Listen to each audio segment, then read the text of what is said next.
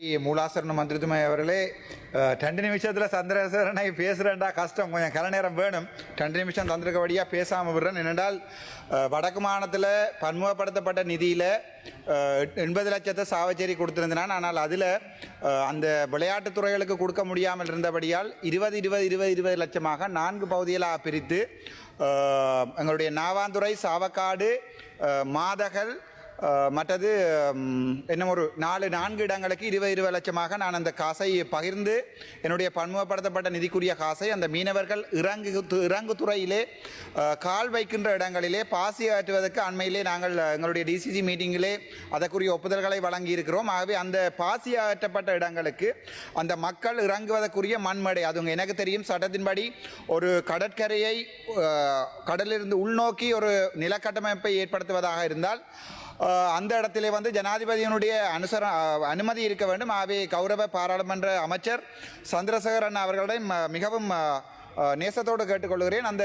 80 லட்சத்தையும் திரும்பி போகாமல் அதற்குரிய அனுமதியை எடுத்து அந்த 80 லட்சத்தையும் பாவித்து முடிந்தால் தாங்கள் அந்த மண்மேடைகளை போட்டு அந்த மீனவர்களுக்கு கொடுக்குமாறு அன்போடு கேட்டுக்கொள்கிறேன். நன்றி. 2வது விடயம், அண்மையில் ஒரு செருப்பு மாலை போடப்பட்டது, சொல்லி முடிக்கிறேன். அது எங்களுடைய கஜேந்திரகுமார் பொன்னம்பலம் அவர்கள் சொன்னார்கள், இந்த தெல்லிப்பளை ஆதார வைத்தியசாலை மத்திக்கு கொடுப்பதால் தான் இவர்களுடைய கட்சிக்காரர் போட்டிருந்தார்கள். கவலை என்னென்றால் 2022ஆம் ஆண்டு ஜனவரி மாதம் கன்சார்ட்டில் இருக்கிறது. சகல ஆதார வைத்தியசாலைக்கும் மத்திக்கு கொடுக்க சொல்லி கஜேந்திரகுமார் அவர்கள் கதைத்த கன்சார்ட்டிலே இருக்கிறது. ஆகவே அது மட்டுமல்ல, என்னை பொறுத்த வரைக்கும் இந்த கிளிநொச்சி மாவட்டம் படு மோசமாக பாதிக்கப்பட்ட மாவட்டம் அமைச்சர் அவர்களே.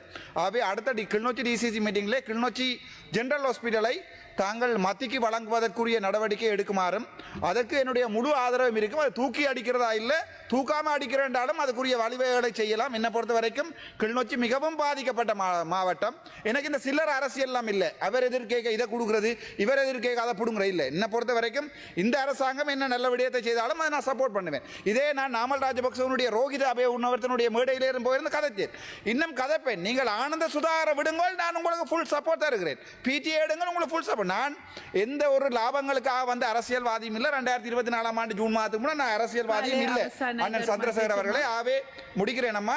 ஆவே நான் உங்களுக்கு நல்ல விடயங்களுக்கு எப்பவுமே சப்போர்ட் பண்ணுவேன். உங்களுடைய பிடி மட்டும் திட்டுறாங்க, நாமளுடைய பிடி மட்டும் திட்டி போட்டு இருக்கட்டும். என்ன பொறுத்த வரைக்கும் மக்கள் வாழ்ந்தால் அது எனக்கு போதும், அவ்வளவுதான் என்னுடைய அரசியல். நன்றி, வணக்கம். ස්තුති.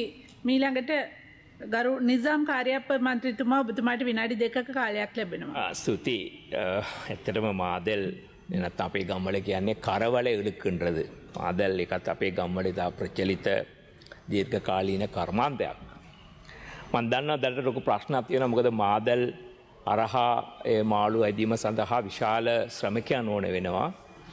එච්චර ශ්‍රමිකයන් දැන් හොයාගන්න බැරි හින්දා යාන්ත්‍රිකව එහෙම නැත්නම් ට්‍රැක්ටර් වින්චර්ස් පාවිච්චි කරලා අදින අවස්ථාවේදී ප්‍රශ්න ගොඩක් මතුවෙනවා. ඒක පාරිසරික හානිය පිළිබඳව තමයි මේ ප්‍රශ්නය මතු කරලා තිබෙන්නේ. නමුත් ඒ නිසාම මාදල් කර්මාන්තේ විනාශ කරන්න බෑ. ඒතර ඔකට යම්කිසි පිළිගත හැකි විකල්පයක් ලබා ගන්න වෙනවා.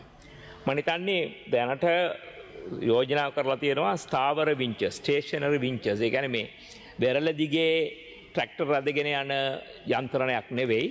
එක ස්ථනක ස්ථාවරව කුඩා මෝටර සවි කරන ලද අධිවේගයෙන් අදින් නැති ඒ අරහා පරිසරයට හානි නොවන ක්‍රමවේදයක්. ඊළඟ තමයි ඔය දැල් ටික දාගෙන යන්න පුළුවන් සාමාන්‍ය ඔරුවල ගිහිල්ලා කිලෝමීටර් 2ක් වගේ තමයි දාන්නේ. මටත් පොඩි කාලේ ඕතන ගිහිල්ලා දාලා අපි ඔය දැල් අදිලා තියෙනවා, හරි ආසයි. දැන් ඉතින් ඒවා අදින්නත් මිනිස්සු නැහැ. නමුත් දැන් මේ ට්‍රැක්ටර් අරහා එහෙම නැත්නම් අදි බෝට්ටු අරහා කරනකොට ට්‍රැක්ටර් අරහා අදිනකොට කිලෝමීටර් 15ක් හරි ගිහිල්ලා ට්‍රැක්ටර් එකෙන් අදින්න පුළුවන්. එහෙම ඇද්දාම පාරිසරික හානිය සම්පූර්ණයෙන්ම යට දෙන ඔක්කොම ඒ කුඩා මත්ස්‍යයන් ඔක්කොම අනාගතයේදී බිහිවීමට දෙන ඔක්කොම මත්ස්‍ය අදලා දාන එක තමයි හේතුව. ඒකෝට අපි මේක ටිකක් let's look at it from little objectively. ඒක බලන්න වෙන්නේ මාදල් කර්මාන්තයේ දීර්ඝකාලීන මනිත නගර පළාතේ මම නියෝජනය කරන කල්ම ප්‍රදේශවලත් ගොඩක් කට්ටිය ඉන්නවා මඩකලපු දිස්ත්‍රික්කයේ. ඒගොල්ලන්ගේ දරුවන් පවා දැන් මාදල් අදින්න එන්නේ නැහැ. ඒගොල්ලන් සහෝදරයෝ එන්නේ නැහැ. ඒගොල්ලන්ම එක්කම වෙන මේ අධ්‍යාපන සඳහා ගිහිල්ලා. නමුත් මේ මිනිස්සුන්ගේ ඒ කර්මාන්තය තියාගන්න ක්‍රමවේදයක් හැටියට කුඩා යන්ත්‍ර සහිත එක තැනක ස්ථාවරව තබාගත හැකි බිංච් මනිතන්නේ ඔබතුමාලා දැනට දෙගෙන කතා කරනවා ඇති අපේ ගරු ඇමතිතුමාත්. ඒ අරහා ස්ට්‍රික්ලි සීමා කරන්න ඕනේ කිලෝමීටර් ගාන. ඒ අරහා ඒ මනිතන දැල්වල තියෙන ඒ විශාලත්වය අරහා කුඩා මසුන් අදින් නැති ක්‍රමවේද තියෙන. ඒතර මාදල් කර්මාන්තය මිනිස් ශ්‍රමය අදාළ කරගෙන අපිට කරගන්න පුළුවන් නම් ඒට සමාන ශ්‍රමය ලබා දී හැකි යන්ත්‍ර සූත්‍ර අරහා ඒක කරගැනීමට අවස්ථාවක් ලබා දෙන්න. මොකද ඒක හරි වැදගත්. නැත්නම් මේක මහා ලොකු ප්‍රශ්නයක් වෙනවා. මොකද අපේ ගම් වලත් ඉතා ඔය මාදල් කර්මාන්තයේ යෙදී සිටින කට්ටියට ප්‍රශ්නයක් තියෙනවා. முக்கியமாக அமைச்சரோட ஒரே ஒரு விஷயத்தை சொல்ல வேண்டும். இப்பொழுது குறைந்திருக்கின்றது. இருந்தாலும் கிழக்கு மாகாணத்தில் இந்த சட்டத்தை நிறைவேற்றும் பொழுது சில சமூகங்களுக்கு சாதகமாகவும் சில சமூகங்களுக்கு பாதகமாகவும் நடந்த ஒரு காலகட்டம் இருந்தது. அது இப்பொழுது இருக்க மாட்டேன் என்று நம்புகின்றேன். அது சம்பந்தமாக உங்களுடைய கவனத்துக்கு கொண்டு வந்து என்னுடைய பேச்சை முடிக்கின்றேன். நன்றி. ස්තුතියි. මීළඟට ගරු රාමලිංගම් චන්ද්‍රසේකර ඇමතිතුමා පිළිතුරු කතාව. බොහොම ස්තුතියි මන්ත්‍රීතුමියනි. මාදල් කර්මාන්තය පිළිබඳව අපේ ප්‍රධාරච්චි මන්ත්‍රීතුමා මතු කළ ප්‍රශ්නවලට පිටු අතරක ප්‍රශ්නයකට උත්තරයක් තියෙනවා. මම පළවෙනිම ඒක සභාගත කරනවා. ඒක කියවන්නේ කියන එක. මේවට කෙටියෙන් මම පිළිතුරු සපයන්න. එකක් තමයි විශේෂයෙන්ම මේ මාදල් කර්මාන්තය ගත්තට පස්සේ මේක සම්ප්‍රදායික ක්‍රමයක්. මේක නතර කරලා නැහැ. මේක දිගටම කරගෙන යන්න කියලා තමයි දීලා තියෙන්නේ. නමුත් මන්ත්‍රීතුමියනි අපි තානක් කරලා තියෙන්නේ නීති විරෝධී ලෙස පාවිච්චි කරන ක්‍රියාමාර්ගයක් තිබෙනවා. ඒ ක්‍රියාමාර්ගය තමයි ට්‍රැක්ටර් පාවිච්චි කරන එකයි වින්ච් එක පාවිච්චි කරන එක. එතකොට මේ ට්‍රැක්ටරේ වින්ච් එකයි පාවිච්චි කරලා එක පැත්තකින් ඒ පිළිබඳව අපි දීර්ඝ විශ්ලේෂණයක් කරා. එතකොට අපි පෞද්ගලික කාලෙදී දැන් මේ මන්ත්‍රීතුමාලා මතු කරන වගේ මෙන්න මේවා පිළිබඳව මාදල් කර්මාන්තකරුවන් උද්ඝෝෂණයක් කර ඇත්ත. ඒ පිළිබඳව අපි සාකච්ඡාවක් කර ඇත්ත. ඒ සාකච්ඡාවේදී අපි එකඟතාවයටත් ආවා ඇත්ත. ඒ සාකච්ඡාවේදී අපි විශේෂයෙන්ම ඒගොල්ලන්ට පවුස්පු එක තමයි මේ පිළිබඳව දැන් පෞද්ගලික කාලෙදී විශේෂයෙන්ම කියන්නේ අර බෞද්ධ වචනක් තියෙනවානේ මේ මන්ත්‍රීතුමියනි අර ditta ධම්ම වේදිනේ කියලා. කියන්නේ මේ කර්මාන්තය මෙන්න මේ තරම් මෙතනට ඇද දැම්මේ වෙන කවුරුත් නෙමෙයි මේ දිලිප් වේදාරච්චි මහත්තයලා තමයි. ඒ වගේම මේ ඒ කාලේ හිටපු ඇමතිවරු තමයි. ඒගොල්ලෝ නිකන් මෙන්න මේ කර්මාන්තය පිළිබඳව කිසිදු විශ්ලේෂණයක් නැතුව කිසිලු විද්‍යාත්මක සොයා බැලීමක් නැතුව තමන්ගේ ඕන එපාකමකට දා ට්‍රැක්ටර් වලින් අදනවා අදපල්ලා වින්ච් දානවා නම් දාපල්ලා ඔය කිලෝමීටර් එකමාරන්න 10ක් වුණත් වට කරගනිලා අන්න එතනට තල්ලු කරපු නිසා තමයි අද අපේ මේ ස්මූද් සීමාවට නැත්තම් මේ කර්මාන්තයට ප්‍රශ්නයක් මතු වෙලා තියෙන්නේ. අන්න ඒ ප්‍රශ්න විසඳීම සඳහා අපි දැන් අන්න ඒ මාදල් කර්මාන්තකරුවන් එක්ක සාකච්ඡාවක් කරා. අදත් අපි සාකච්ඡාවක් කරා. අද අපි සාකච්ඡා කරපේකේ අපි තීන්දුවක් ගත්තා මේ මාදල් කර්මාන්තයේ යෙදෙන පිරිසත් එක්ක අපි ඒගොල්ලන්ට දැනුවත් කරා. අපි මාස දෙකක් ඉල්ලුවා ඇත්ත. මාස දෙකකින් වැඩේ කරන්න බෑ. එක පැත්තක් කරනකොට අනිත් පැත්ත කරන්න වෙන්නේ විශේෂයෙන්ම උතුරු නැගෙනහිර ගත්තට පස්සේ තවමත් අවසන් නැහැ. එම නිසා මේක මාස දෙකක් නෙවෙයි මේක විද්‍යාත්මකව විසඳ ගන්න ඕන නම් මේකට අවුරුද්දක කාලයක් ඕන. එතකොට අවුරුද්දක කාලයක් අපි ඉල්ලලා තියෙනවා. ඒගොල්ලන්ත් එක්ක අපි සාකච්ඡා කරලා තියෙනවා. ඒගොල්ලෝ එකඟතාවය පළ කරලා තියෙනවා. අන්න එතනට අපි මේ කර්මාන්තය දැන් එතනට අපි සාකච්ඡා කරමින් එකඟතාවය පළ කරලා තියෙනවා. අන්න එම නිසා අපි එකක් කියන්න ඕන මේ මාදල් කර්මාන්තය හරහා වෙන මේ ක්‍රියාවලිය ගත්තට පස්සේ අන්න ඒකට විශාල පිරිසක් ඕන කියන එක ඇත්ත. ඒ පිරිසක් නැහැ කියන එකත් ඇත්ත. නමුත් එසේ එහෙමනම් මේකට මේ මූදු තීරයට සහ වෙරළ තීරයට ආණියක් ගෙන දෙන බාන්නම් ඒකට ඉඩ දෙන්නත් බෑ. මේ මූද කියලා කියන්නේ අපේ මගේවත් නැත්නම් ඔයගොල්ලන්ගේවත් නෙමෙයි මේ අපේ අනාගත පරපුරට අයිති එකක්. අන්න ඒක ඇතුලේ මේක නීති විරෝධී ලෙස යම් දේවල් කරලා අනාගත පරපුරට මේ මූදු තීරය නැති කරන්න බෑ.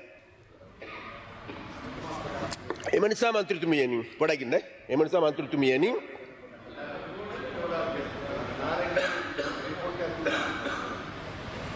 කියන්නේ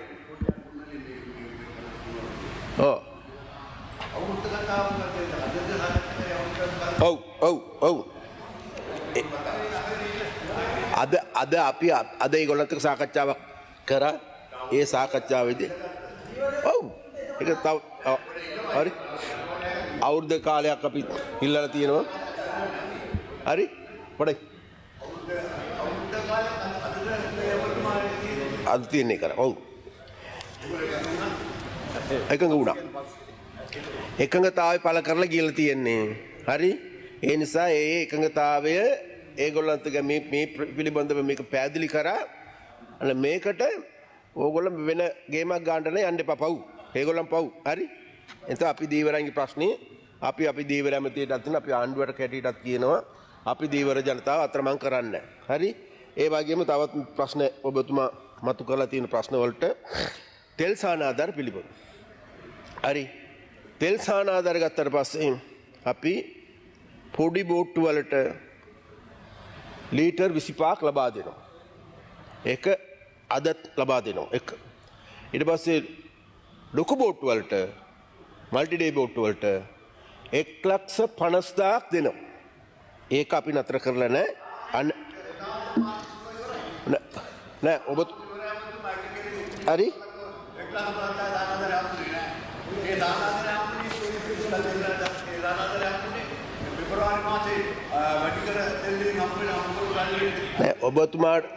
ඔබතුමාට අම්මුන් නැත්තම් කියන්න අපි ඒක ලබා දෙන්න ප්‍රශ්නයක් නෑ. මේක ලබා දෙනවා. නෑ ලබා දෙනවා. පොඩ්ඩකින් ලබන මාසේ මේකට අදාළ මුදල් ඕගොල්ලන්ට හම්බ වෙනවා. හරි ඒක කිසිම නැතන්න. හරි ඊට පස්සේ ඔබතුමා ආලා තියෙනවා අර විශේෂයෙන්ම ගත්තට පස්සේ මේ ඉන්දිය දීවරයන් ගැන ආලා තියෙනවා. එතකොට ඉන්දිය දීවරයන් ගැන ඔබතුමාලා කවුරුත් දන්නවා අපි මේ අද ඊයේ ප්‍රශ්නයක් නෙවෙයි මේක විසඳ ගන්න ඕන එකක්. ඒ නිසා අපි එක පැත්තකින් ඉන්දිය දීවරයන්ගේ ඒම නතර කිරීම සඳහා අපි විශේෂයෙන්ම නාවික හමුදාවත් එක්ක සම්බන්ධ කරලා එතකොට ඒකට අදාළ ක්‍රියාමාර්ග දැන් අරගෙන තියෙනවා. අඩු වෙලා තියෙනවා. ඒ වගේම අත්අඩංගු ගැනීම වැඩි වෙලා තිබෙනවා.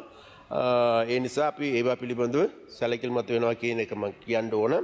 ඒ නිසා මම අවසානයේ මේක කියන්න ඕන මාදල් කර්මාන්තය ගත්තට පස්සේ මේක සාම්ප්‍රදායික ලෙස ආරක්ෂා කර ගැනීම සඳහා ඒ වගේ විංචකයි ට්‍රැක්ටරයි පාවිච්චි කිරීම සඳහා යම්කිසි ක්‍රමවේදයක් සකස් කරන්න ඒ ක්‍රමවේද යටතේ අපි ඒගොල්ලන්ට ලබා දෙන ඒ තීරණය නැත්නම් ඒ සීමාවට එහා නොහැන විදිහේ වැඩපිළිවෙල ගන්නත් අන්න ඒකට අදාළ වැඩපිළිවෙලක් අපි සකස් කරලා තිබෙනවා. ඒ නිසා ඔබතුමාලා කියන විදිහට මාදල් කර්මාන්තය මේ අනතුරට ලක් වෙලා නැහැ. ඒක ආරක්ෂා වෙලා තියෙන්නේ. ඉදිරියේදී ඒ ආරක්ෂාව තවත් හොඳට තාවුරු කරමින් ඒගොල්ලන්ට අවශ්‍ය වෙනවා නම් ට්‍රැක්ටර් සහ විංචක ඉදිරියේදී ලබා දීමට පවා අපි කටයුතු කරලා තියෙනවා. ලබා දීමට පවා අපි කටයුතු කරලා තියෙනවා. ඒ නිසා අපි කියන්නේ මේ පිළිබඳව අපේ නාරායතනය ඇතුළු නාරායතනට අනිකුත් ආයතන ගත්තට පස්සේ මේ වෙරළ සම්බන්ධව මුදු සම්බන්ධ ආයතන සියලුම ආයතන කියලා තියෙනවා ලබා දෙන්න එපා කියලා මේක බරපතල ආනියක් අනාගතේ සිද්ධ වෙනවා කියලා. නමුත් අපි කියන්නේ අන්න ඒවත් සැලකිලිට ලක් කරලා මේ අවුරුදු කාලය තුල නැවත වාරයක් මේක උඳ විශ්ලේෂණයක් කරලා මේ දීවර ජනතාවට උඳ සානක් උඳ වැඩපිළිවෙලක් සකස් කර දීම සඳහා අපි වැඩ කටයුතු කරනවා කියලා කියමින් මගේ ඉතර වෙලාව මේ අපේ ගියාන් මන්ත්‍රීතුමාට දෙන නිසා මම ඉල්ලා සිටිනවා. இன்றைய பாராளுமன்ற அமர்வின் போது யாழ் மாவட்ட பாராளுமன்ற உறுப்பினர் ராமநாதன் அர்ச்சுனா மற்றும் கடத்தொழில் அமைச்சர் ராமலிங்கம் சந்திரசேகர் ஆகியோர் உரையாற்றினர்.